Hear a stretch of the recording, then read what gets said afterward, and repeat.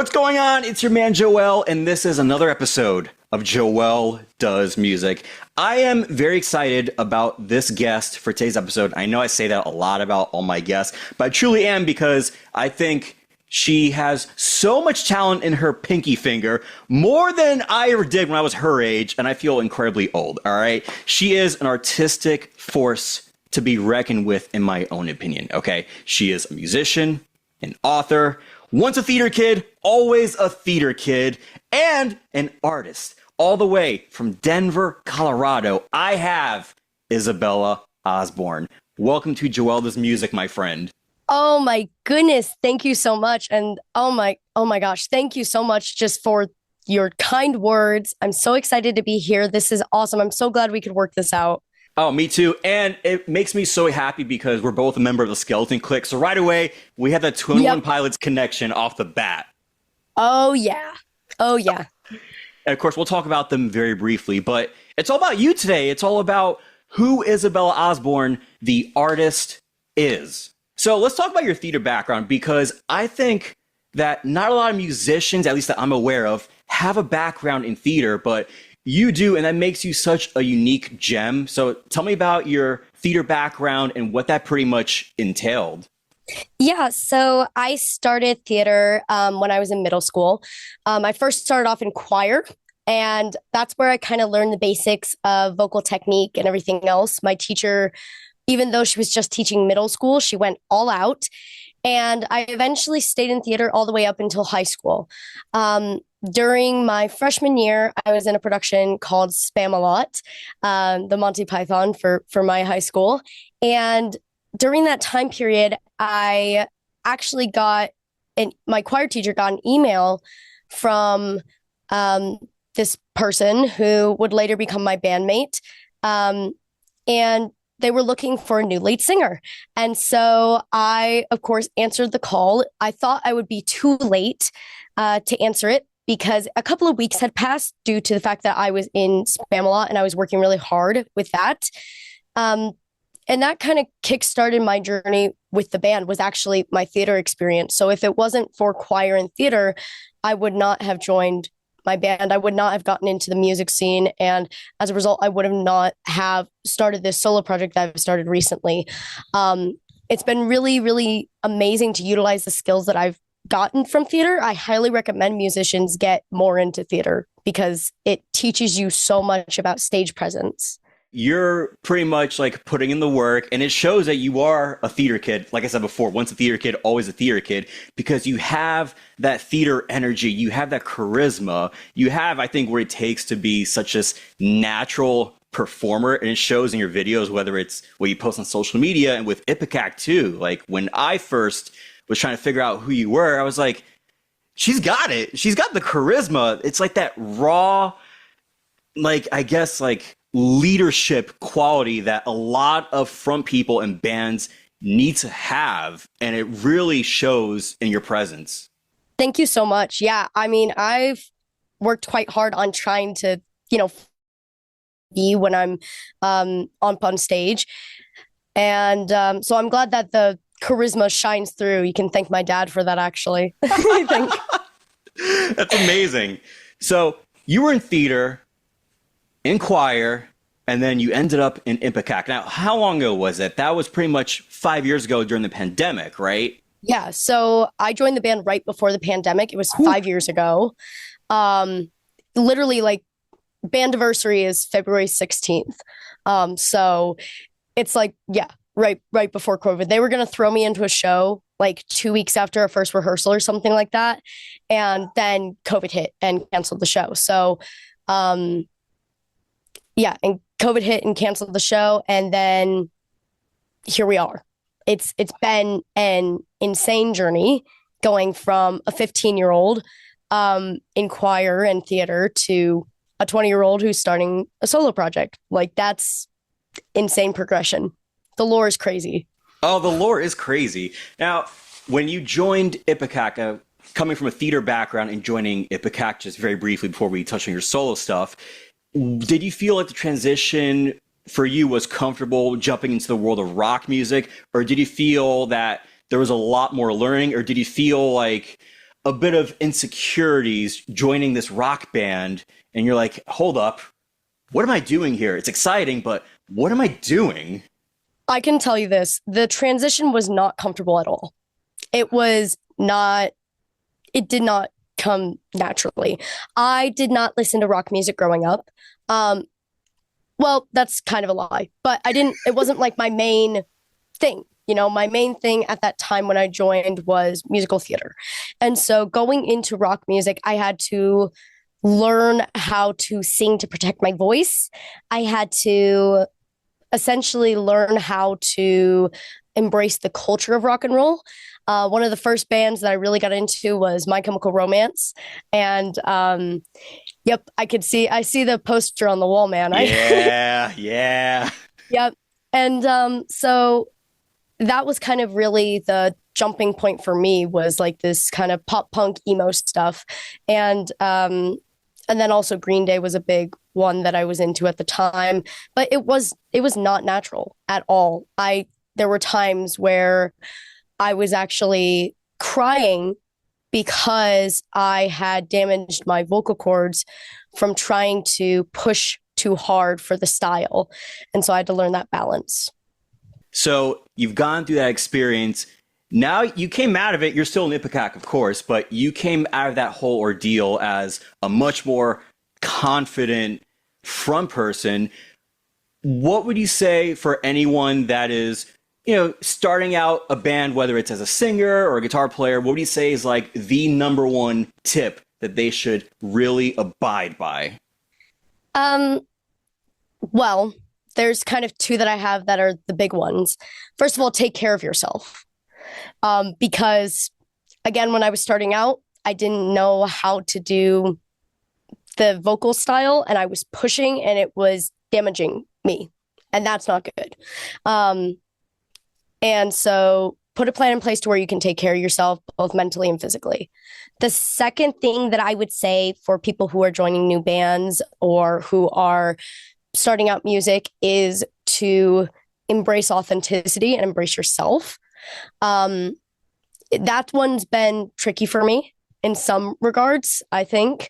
It's been tricky deciding like what parts of myself to showcase, because I don't want to showcase everything about myself. Right. But I still want to put myself out there. And so trying to just really project authenticity is very important to me. And so that's kind of the advice I would give people, just try those two things, see how it works out. Because the charisma and the stage presence, that'll follow. I love how, in a way, Ipecac became your crash course for rock music. It was like your school of rock, basically, if you think of it that way. Oh, yeah. I would say so. All right, cool. I'm glad we agree on that. But now we're talking about Isabella Osborne, the solo artist. Now, whenever a solo project is mentioned and people are in a band, right away, fans start to panic and are like, oh my God, is the band going to break up? Is there going to be some split? What's going on? But you're not leaving Ipecac. Let's make that clear right off the bat, just as breaking news here. You're not leaving Ipecac. You're just branching out and releasing solo music on the side as well. Yeah, that is absolutely correct. That's the correct assessment of it. And I really, again, like you were saying, I want to make sure that people know, not planning on leaving the band anytime soon. In fact, I want to stay with this band as long as I can, because it's been such a valuable experience. I love my bandmates. They're awesome people. So yeah, thanks for helping me clarify, because I'm the same way with when I see my favorite bands doing the same thing, Well, you put out a little teaser clip on social media that's indicating what is coming out next from you. Here it is on Joel Does Music.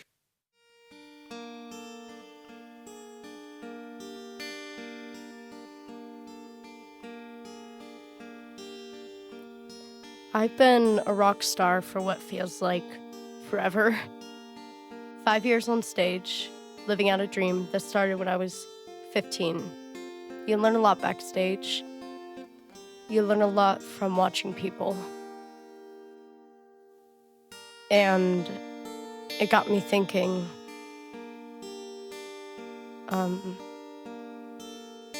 who am I? A simple chord progression Just spill out all my guts when you sing along to this. That's when you know that your life sucks. This whole music thing could be a big mistake. Who knows if I'm right? But at least with this music I can make it through the night. I've been wanting to do this for a long time. I have songs that I can't wait to finally share, finally get out there. I want to let the world know that this isn't about leaving anything behind.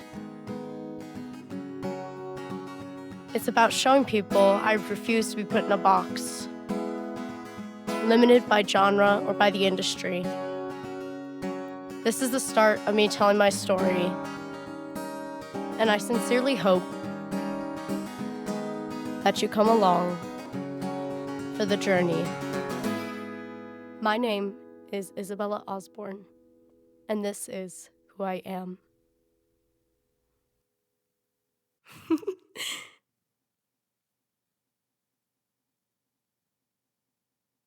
How does it feel that you're finally embarking on this new journey, this new chapter of your life? Oh my gosh, it's been in the works for so long. I say in the description, if you look on like YouTube and stuff, this has been something that I've wanted for probably 4 or 5 years. But I really learned that I wanted it from myself about 2 years ago. And I solidified, like, I'm doing this only about like a bit more than a year ago. So it's been like slowly I've figured out like this is what I want to do. And it's been a really, really interesting experience. It's way different. I've noticed that. Yes. Yeah. It's been really, really fun though. And I'm just excited for what comes next, you know?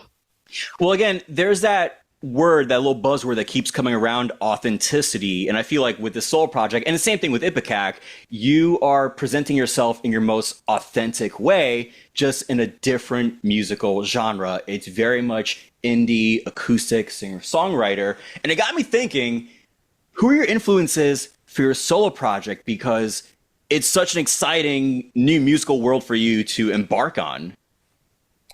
21 Pilots. There we go. Yeah. There we go. Yeah. A big one is 21 Pilots. For those who are unaware, I'm a huge fan. I actually have a whole fan account that's on the side that I typically post bands that I really, really like, whether they're local or national acts. But 21 Pilots, you'll find that on my main page because I am such a massive fan. Some other influences are My Chemical Romance, as previously mentioned, Green Day, Billie Eilish, actually.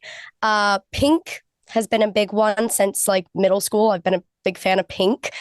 And then Queen, the Beatles, you know, all these different kind of bands. And then actually, surprisingly, the Toxards. They're a really, really cool band out of LA, I believe. And they've actually been a big inspiration for me just in terms of like, okay, like we can be silly, we can have fun about this. So there's a lot of different inspirations that I have from a lot of different genres. One of the bands that got me started was X Ambassadors. They were the ones who really, I saw them and I was like, I want to make music like that. And then last one, promise, Crywank, which is a band out of the UK. So I saw them in 2023 and I really, really liked their style as well, just with what I like to call shit music. It's not shit music, obviously. But it's like music where you don't like give a care, really. It's music that sounds like it's pouring out of your chest. And it's so raw. And that's like the appeal of it. And I love Crywank for that. Like, they crush it. It's crazy. I haven't heard of X Ambassadors in such a long time. And I kind of created flashbacks in my mind just now. I'm like, wow. Like, I think it's been maybe like 8 to 10 years since I last heard from them. But they're still around. They're still kicking. Oh, yeah. I saw them in 2024. I actually won tickets to that gig. And it was for their album Townie, and I really, really like that album, actually. Do you really? Yeah, I really like the album because again, I went and saw them and I was like, I want to make music like that because as I've told some other people, I cried like 3 times during the show. I hadn't listened to the album beforehand and I went in and just bawling my eyes out. So when it comes to writing music for your solo project, everything that you learned from your experience in music, how is it? And do you feel like you have been evolving even more as a musician? Yeah, so the process for me with writing songs for my solo project is quite interesting, actually. It's very easy, which I think a lot of people would find surprising because you see a lot of bands like AJR, they make out the process to be very complicated. And it is. It can be very complicated when you're adding in so many instruments and everything else. But when you're just coming up with a base of a song, I find that to be so easy. You can give me a line and I can figure something out on guitar. My friend was actually very surprised to find that I could write something just from a line. And so I basically will sit down with a guitar, find a chord progression that I quite like, or alternatively, I will be singing in my car and I will figure out a vocal melody I like and then put that to the music. So it's gone both ways, which is difficult at times. And then it's just whatever I'm feeling that day. Sometimes I do have to let songs sit for a little bit. Recently, I started writing a song where I came up with the chords and the finger picking style, and I left that alone for probably a good week, came up with some lyrics, solidified those lyrics about a week later, and then finally came up with a chorus like 2 weeks after that. So it took like 4 weeks to even figure out the body of this song, but it came gradually and it felt natural and easy.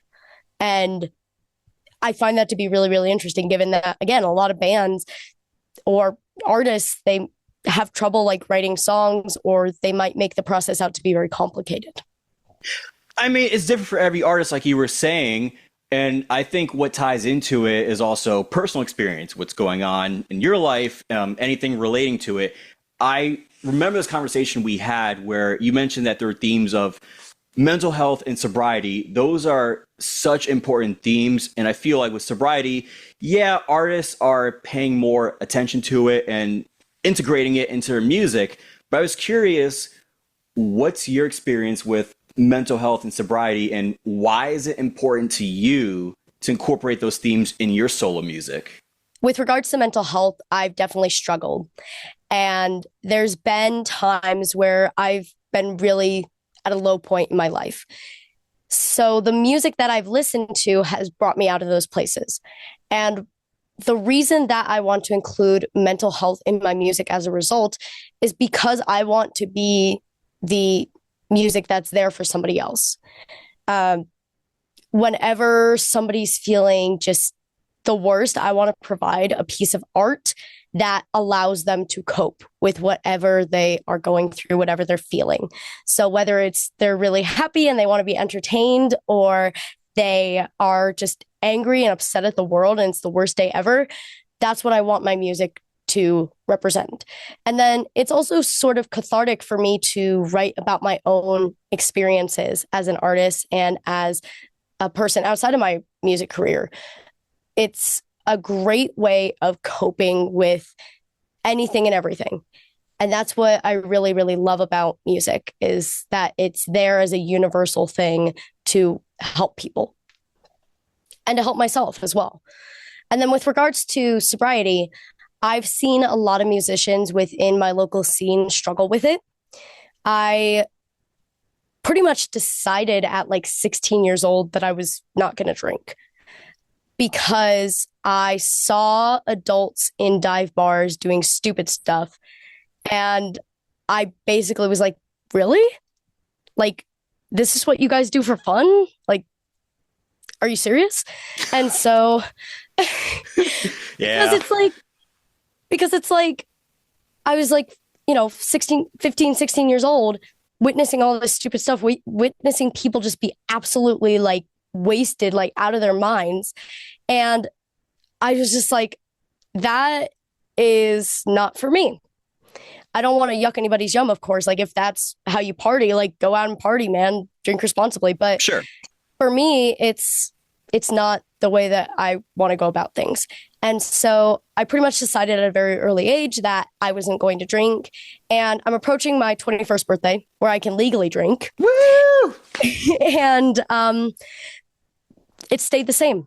My sentiment has stayed the same. My attitude on it has stayed the same. I definitely have like a bias there and everything else, but it's something that I've seen a lot of musicians struggle with. And I don't want to put myself in a position where I am open to struggling with that or any sort of drug as well, because you see a lot of musicians utilizing drugs and alcohol to cope. And oftentimes that can lead to disastrous results and sometimes fatal results. And so I don't want to put myself in a position where that could occur. Do you realize how powerful of a decision that is to make as a teenager? That's insane. Yeah. And I think that it's surprising to some people. To others, I'm sure it makes a lot of sense. But again, I want to clarify, like, if you want to go out drinking, go for it, man. Just drink responsibly. Like, it's just not for me. And I think that, my siblings and my family have been like, well, we want to do shots with you sometime and see how you do. They're pulling that trick on you, thinking, maybe someday. Maybe someday. And they want to see the funny reaction when my face kind of looks like, yeah, like, ew, y'all drink this? Really? Oh. So it's kind of, it's funny. And it's something that I want to be lighthearted about and everything else. So in other words, you will always be the designated driver for friends and family. That's what I'm getting out of this. Yep. Already have for some instances. Oh, wow. I don't know how you do it, Isabella. I don't know how you do it, girl. I don't know. Oh, boy. Well, touching more on themes of music. So from a personal note, when it comes to your mental health, what do you do to take care of it and make sure that you prioritize it? So in terms of mental health, it starts with physical health. I still need to work on some elements of that, but it starts there with taking care of my voice, hydrating well, humidifiers, all that jazz. Because when I am ready to sing, when I am well rested, when I'm eating enough, I put on a better performance. It's less stressful. It's less stress. And it allows for better studio days since I'm in pre-production for all these different songs and everything else. So it really does help to start there. The second part of it is, like I mentioned earlier, using music as a coping mechanism. I have a tendency to write about what I'm feeling and to basically express what I'm feeling that I may not want to confront directly. There's a few of the songs that are in the works that are about certain subjects that I am still working on in therapy, and I'm still trying to figure out how to deal with. And so those themes and those things are put into music, and it makes it a lot easier. And then lastly, I would say is just going to therapy. Yes, absolutely. Talking it out.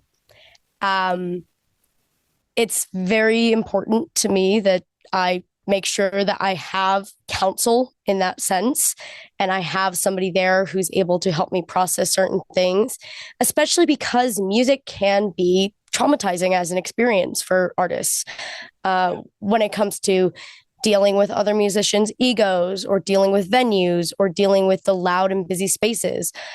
I actually isolate after shows to a certain degree because of that.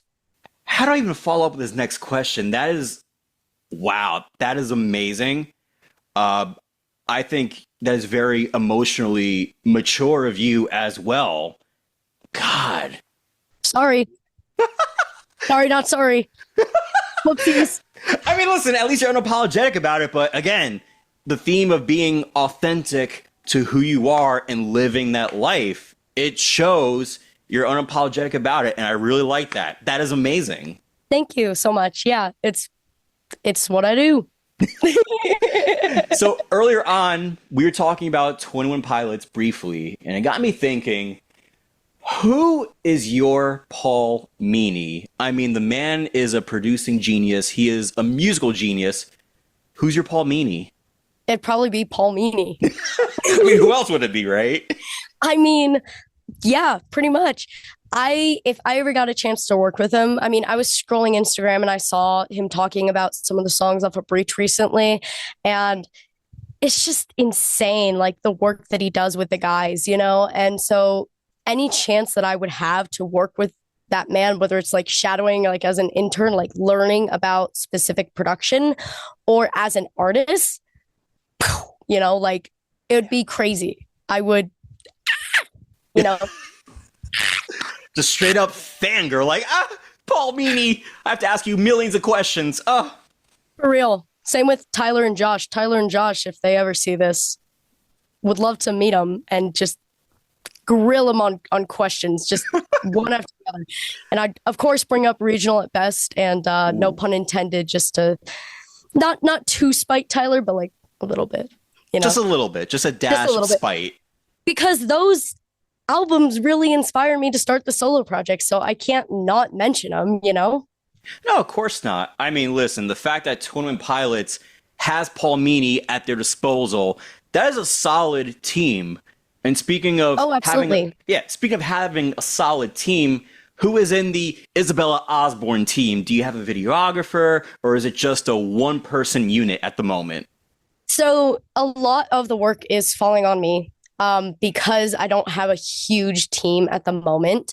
I do have some people that I'm working with for videography.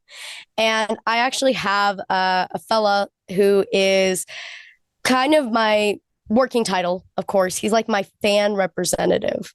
So his name's Coda, and he is my friend, and he kind of looks at my songs and looks at what I'm doing and kind of lets me know, okay, this is going to do really well. This is what you should do to make this how you want it to be. He's kind of my creative counsel. And that's been really, really nice because as an artist, I've been in the scene before. I've done all this stuff before, and I have the perspective of an artist. I do have the perspective of a fan, being a 21 Pilots fan, a My Chemical Romance fan, a Panic at the Disco fan, whatever. Fan of a bunch of local bands like Capture This. But still, I have that artist bias, right? And so having someone outside of being an artist to give me perspective is very, very helpful. It's extremely helpful. Yeah, absolutely. And of course, as someone who is a solo artist or a DIY artist, it's always going to be a struggle starting off on your own if you don't have solid people to back you up. But the fact that you have at least, you know, your guy, your videographer, eventually you'll have more people. Is the goal to expand to a full-on band or a duo like Mr. 21 Pilots, or is it just Isabella Osborne for the time being? I would love to have a duo. I actually have a drummer friend named Canyon who I've been working with as well, and I would love to have us be, you know, a duo and everything else. Currently, he's been kind of the behind the scenes guy, but he's been really, really great, and been friends with him a long time. And so with that, I'd love to expand it to at least a duo. In terms of a full band, I am kind of on the fence about it. You know, it's hard when you're first starting out because if you have a full band, then that's a bunch of hired guns, and that's an expense. But I'd love to eventually have backing musicians like that, like you sometimes see on certain programs with 21 Pilots where they have a full orchestra for the line per se, right? Yep. And they kind of have that set up. So I would love to expand my team.